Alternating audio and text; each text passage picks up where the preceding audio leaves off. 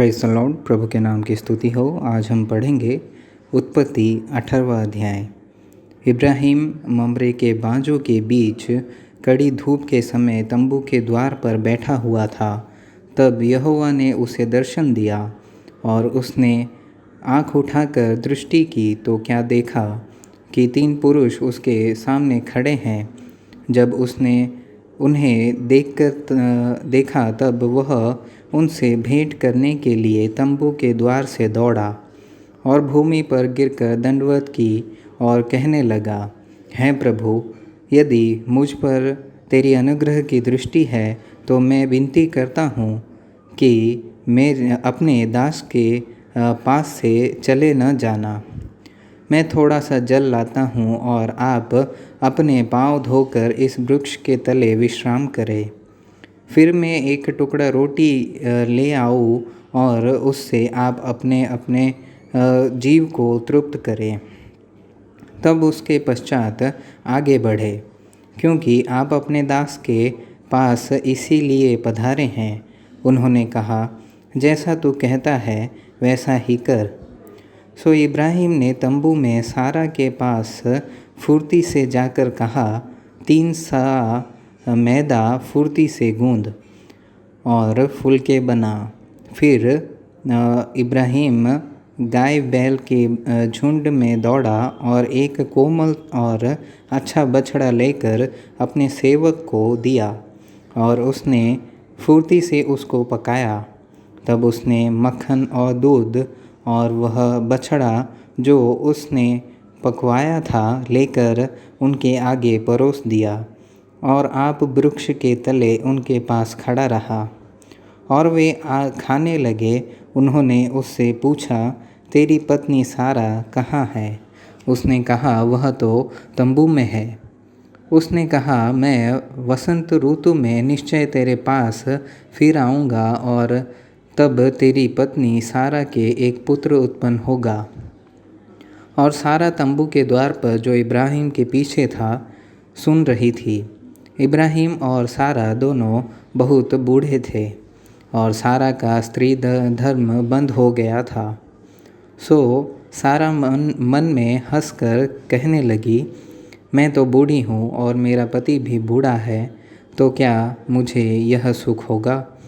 तब यहोवा ने इब्राहिम से कहा, सारा यह कहकर क्यों हंसी कि क्या मेरे जो ऐसी बूढ़ियाँ हो गई हों सचमुच एक पुत्र उत्पन्न होगी? क्या यहोवा के लिए कोई काम कठिन है? नियत समय में अर्थात वसंत ऋतु में मैं तेरे पास फिर आऊँगा और सारा के पुत्र उत्पन्न होगा। तब सारा डर के मारे यह कहकर मुकर गई कि मैं नहीं हंसी। उसने कहा, नहीं, तू हंसी तो थी। फिर वे पुरुष वहाँ से चलकर सदोम की ओर ताकने लगे और इब्राहिम उन्हें विदा करने के लिए उनके संग संग चला। तब यहोवा ने कहा, यह जो मैं करता हूँ सो क्या इब्राहिम से छिपा रखूँ? इब्राहिम से तो निश्चय एक बड़ी और सामर्थी जाति उपजेगी और पृथ्वी की सारी जातियाँ उसके द्वारा आशीष पाएगी, क्योंकि मैं जानता हूँ कि वह अपने पुत्रों और परिवार को जो उसके पीछे रह जाएंगे आज्ञा देगा कि वे परमेश्वर के मार्ग में अटल बने रहें और धर्म और न्याय करते रहे, इसलिए कि जो कुछ यहोवा ने इब्राहिम के विषय में कहा है उसे पूरा करे। फिर यहोवा ने कहा, सदोम और अमोरा की चिल्लाहट बढ़ गई है और उनका पाप बहुत भारी हो गया है, इसलिए मैं उतर कर देखूँगा कि उसकी जैसी चिल्लाहट मेरे कान तक पहुँची है, उन्होंने ठीक वैसा ही काम किया है कि नहीं, और न किया हो तो मैं उसे जान लूँगा। सो वे पुरुष वहाँ से मुड़ के सदोम की ओर जाने लगे और इब्राहिम यहोवा के आगे खड़ा रह गया। तब इब्राहिम उसके समीप जाकर कहने लगा, क्या तू सचमुच दुष्ट के संग धर्मी को भी नाश करेगा? कदाचित उस नगर में 50 धर्मी हो तो क्या तू सचमुच उस स्थान को नाश करेगा और उन 50 धर्मियों के कारण जो उसमें हो न छोड़ेगा? इस प्रकार का काम करना तुझसे दूर रहे कि दुष्ट के संग धर्मी को भी मार डाले और धर्मी और दुष्ट दोनों की एक ही दशा हो। यह तुझसे दूर रहे। क्या सारी पृथ्वी का न्याय न करे? यहोवा ने कहा, यदि मुझे सदोम में 50 धर्मी मिले तो उनके कारण उस सारे स्थान को छोड़ूंगा। फिर इब्राहिम ने कहा, है प्रभु सुन, मैं तो मिट्टी और राख हूँ, तो भी मैंने इतनी ढिठाई की कि तुझसे बातें करूँ।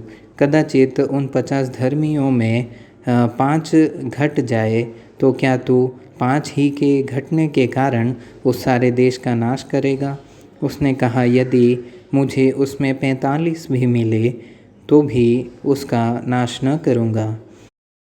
फिर उसने उससे यह भी कहा, कदाचित वहाँ 40 मिले तो उसने कहा, तो मैं 40 के कारण भी ऐसा न करूँगा। फिर उसने कहा, है प्रभु क्रोध न कर, तो मैं कुछ और कहूँ, कदाचित वहाँ 30 मिले। उसने कहा, यदि मुझे वहाँ 30 भी मिले तो भी ऐसा न करूँगा। फिर उसने कहा, है प्रभु सुन, मैंने इतनी ढिठाई तो की है कि तुझसे बातें करो, कदाचित उसमें 20 मिले।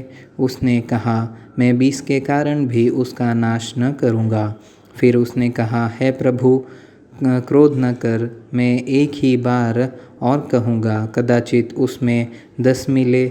उसने कहा, तो मैं 10 के कारण भी उसका नाश न करूँगा।